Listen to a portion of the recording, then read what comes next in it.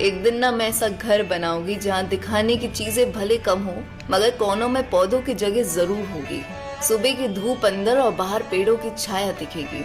जिस घर में झगड़ों का शोर नहीं होगा, सुकून जहाँ खो नहीं जाएगा। दोपहर जो रात के डर से नहीं थामेगी और बिस्तर पे आंसू की नहीं फिर आराम की अंगड़ाइयाँ ली जाएगी। उस घर में भले अयाशी की चिड़िया ना पले मगर सुकून ना बेशक हाजिर होगा। भले महंगे फल ना मिले मगर रोटी मुस्कुरा कर निगली जाएगी। दीवारें फिर मेरी चीखेगी नहीं चहकेगी। एक दिन मैं ऐसा अपना घर बनाऊंगी। एक दिन मेरा अपना घर होगा। एक दिन मैं ऐसा अपना